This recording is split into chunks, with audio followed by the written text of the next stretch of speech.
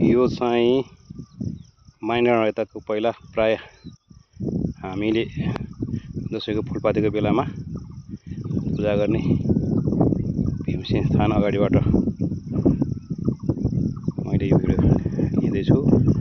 र यो चाहिँ भीमसेन थानको डाँडो त्यति बेलाको। र यतातिर चाहिँ यो पहिला यो यहाँ घरहरू थिएन, अहिले यो गहिरो ठाउँमा चाहिँ यो रामटेली मैलाको जग्गाहरूको एरिया हो। यसमा चाहिँ अहिले नयाँ घरहरू बनेको छ। यसैबाट चाहिँ अहिले कामतिरबाट बोजिने आउने बाटो आउने गर्दछ। र बालककालमा यो डाँडाकुँडाहरू घुमेको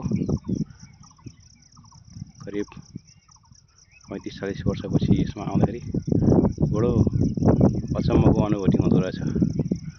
र पहाडीको यो खानी डाँडा, कामागाउँ, उतातिर जागु हो भने पारिपारि गाउँहरू चाहिँ डप्सीबोट, डोब्ला, डोरखानी र थापा गाउँहरू हो। सरसर्ती हेर्दा र यो वरको देखेको डाँडा चाहिँ हामी मान डाँडा भन्यौँ।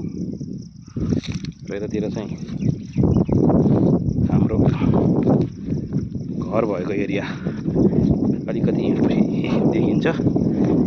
जोरबनी डाँडा त्यो पछिपट्टि पर्छ। यो डाँडाबाट धेरै राम्रो भ्यू देखिन्थ्यो। र यहाँ अहिले सिरसिर हावा चलिरहेको छ। र यो डाँडाबाट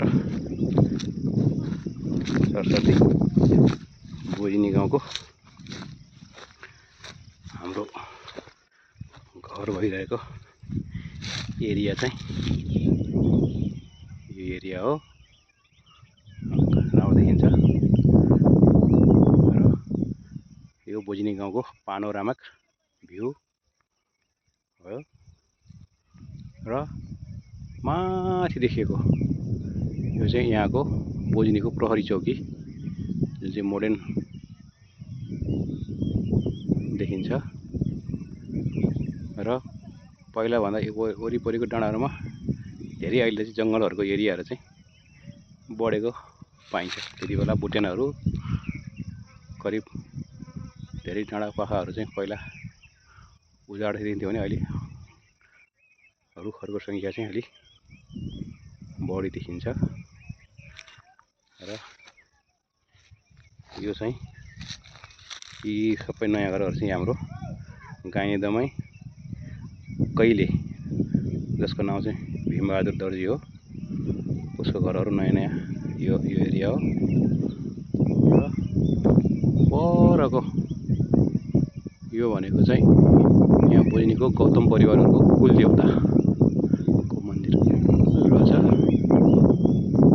यस्तै छ यहाँको पानोरामिक भ्यू। र यता मदन कुँडारी आज साँझको बेला, चैतको बेला तुवालो लागिरहेको हुनाले त्यतिको सिनहरू चाहिँ प्रष्ट देखिरहेको छैन। र साबिकको पहिलाको जुन कोइरालाका रुखहरू अहिले पनि त्यो रुख नै रहेछन्। र यस्तो राम्रोसँग कोइरालाहरू फुलेका छन्। जहाँसम्म लाग्छ मलाई यो पहिलाकै कोइरालाको रुखहरू हुनुपर्छ।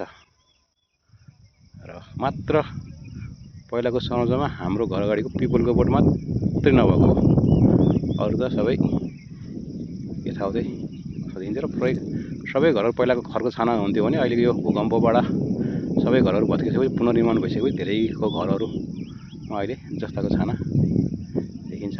उतातिर भनेको चाहिँ त्यो डाँडापारी स्वामी डाँडा हो। खास यहाँबाट देखिने तल चाहिँ घराटी गाउँ हो। यस्तै हो।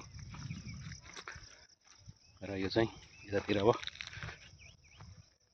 यतातिर चाहिँ डुँडतिर जाने बाटो हो।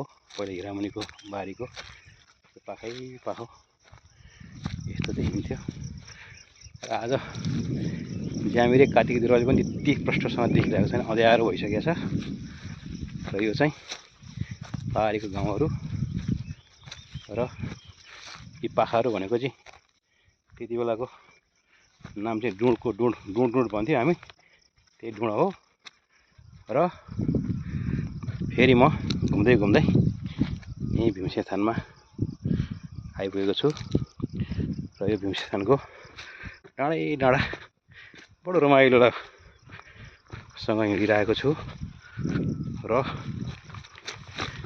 यो डाँडाको ठ्याक्कै पर गइसकेपछि चाहिँ अरू भनेको चाहिँ त्यति बेलाको जोरमाने हो, तर त्यो मानेहरू अहिले भत्काएर चाहिँ यस्तो किसिमको संरचनाहरू देख्न पाइन्छ।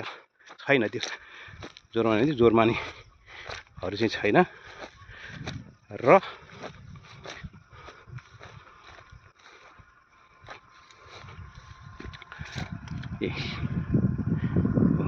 आज चरा पनि ठ्याक्कै उडेर गएको पहिला जस्तै फिस्टो।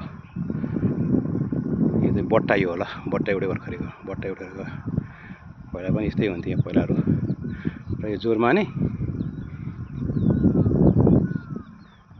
जोरमाने ठ्याक्कै यहीको भन्ज्याङबाट नाकाबाट कामाबाट आउने बाटो यसो अनि बुजिनतिर आउँछ।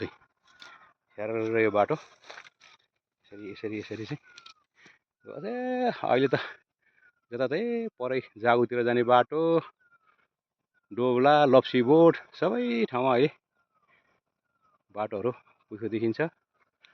र थापागाउँको पर गाउँ यो हो, जहाँ चाहिँ अहिले टेलिफोनको टावर पनि रहेछ। र माथिको चाहिँ यी चाहिँ सैलुङ डाँडाहरू हो। यस्तै छ यहाँको पानोरामिक भ्यू। र माथि भनेको चाहिँ यो चाहिँ गुराँसे भन्ज्याङ, गुराँसे देवीको थुम्को हो। यस्तै छ सुहाउँदै। र यो यसो हो, यस तलको जङ्गलहरू चाहिँ उत्तातिर परेपछि त्यो ठ्याक्कै जोरमान तल चाहिँ भल्चर हो। यो परको अब खै लखनपुरको डाँडा हो, खास देखिँदैन। र तलतिर भनेको चाहिँ यो धारापानीको यो सायद त्यो धारापानीको स्कुल हो, चौरीखोला पारे राम्ची। खास तुवाल लागेको त्यति पृष्ठहरू देखिँदैन भ्यूहरू चाहिँ। र यति घुम्दै म चाहिँ अब अहिले करिब जसरी मैले भीमसेन थानकोबाट मैले यो भिडियो बनाएँ, र म त्यही नै त्यति बेलाको हामीले दसैँमा फुलपातीमा बोका पूजा गर्ने यही भीमसेन थानमा गएर यो भिडियो चाहिँ म अहिले अन्त्य गर्छु। जय भीमसेन।